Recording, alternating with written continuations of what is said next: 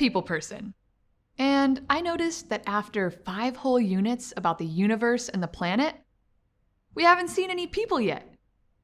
It's like one of those apocalypse movies where everyone's gone. But that's only because they haven't gotten here yet. So this unit is an apocalypse in reverse. It's an ispilicopa. Remember that word. It's going to be on the test. Oh, hi, Bob. It's my producer, Bob. Uh-huh. Okay. Ispilicopa will not be on the test. Hi, I'm Rachel Hansen, and this is Unit 6, Early Humans. Of course, it wouldn't really be accurate to say people weren't part of the first 5 units. How else could we have explored what we know and how we know it? We need people, like archaeologists and astrophysicists, discovering what things were like before, well, people. And just like in the first 5 units, we're going to need a lot of different disciplines if we're going to contextualize our place in this vast universe and understand how we know what we know about the most complex of topics, us. For example, check out these rocks. These incredibly lifelike, detailed paintings were made by humans who lived in this cave over 30,000 years ago. This one is in France, but there are similar examples all over the world. These stunning images raise 2 very important questions. First, how did early humans learn to create this art? Our chimpanzee and bonobo cousins never learned to paint. And second, how do we know when they were created? The answer to both these questions is collective learning. That's one of the reasons it's so important to study these early humans in a history class. When most people say history, they mean human history. And when they think human history, they think the written history of human societies. But humans only developed writing 5,000 or 6,000 years ago. Our collective learning started much earlier. Let's find writing on our BHP timeline. Here's when writing was invented. But way back here, that's when our early hominid ancestors evolved. If we started our narrative of human history with the invention of writing, we'd miss out on 1 million years of human history and 250,000 years of Homo sapiens history. And on top of that, you just saw some clear evidence from a French cave that humans have been leaving behind records of their lives for many thousands of years prior to the invention of writing.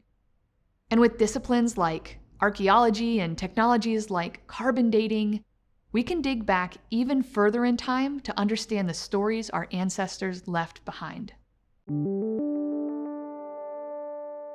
Okay, so quick recap. In Unit 5, we added life to the big history narrative. Remember, we defined life as having 5 characteristics: reproduction, homeostasis, adaptation, metabolism, and DNA-RNA.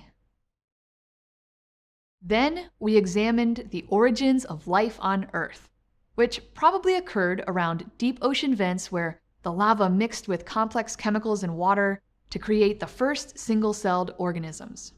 Next, we moved on to how life evolved into more complex multicellular organisms, and eventually into animals like dinosaurs. Finally, we examined how our understanding of evolution changed over time. From Darwin's theory of natural selection to Crick, Watson, and Franklin's discovery of DNA structure 100 years later, our understanding changed dramatically. Today, scientists have mapped out the entire human genome. That's a big win for collective learning. In Unit 6, we're taking another step forward in complexity. You know what that means. It's time for a new threshold of increasing complexity. In this unit, we meet early humans and dig into the power of collective learning. The genetic analysis you learned about in the last unit is one of the ways we know about early humans and our connection to other primates. Another way we know about our connections to other primates is through the work of primatologists, anthropologists, and archaeologists, like those who found, examined, and dated those cave paintings in France. In this unit, you'll meet more anthropologists who study human cultures. They work closely with archaeologists who unearth human artifacts and remains. You'll also meet primatologists, like Jane Goodall, who study primate behavior and make comparisons between our primate cousins and humans.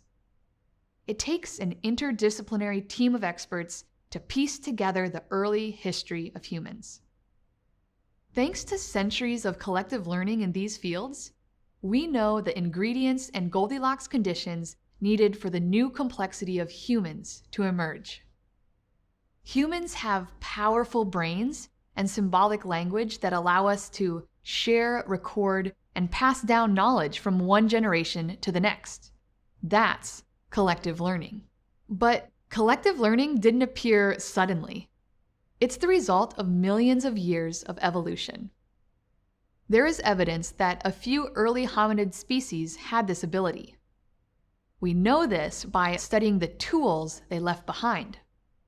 When early humans made tools and showed signs of improving those tools over time, then that is a sign of collective learning.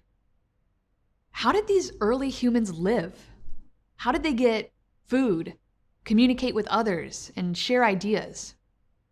Well, for the vast majority of human history, we were foragers. We gathered, hunted, and fished for our food. We moved around to find this food and lived in small communities. And we moved around a lot.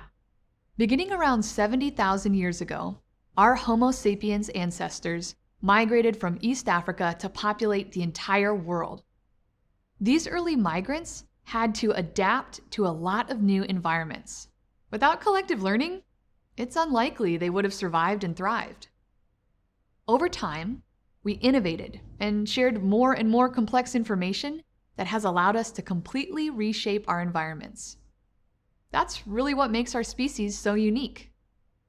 I just made a pretty bold claim about humans being unique.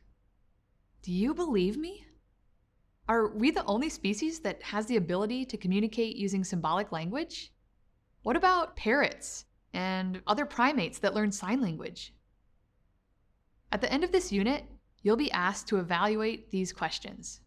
And using evidence you've learned along the way, you'll decide what makes us unique. I have to come clean on something.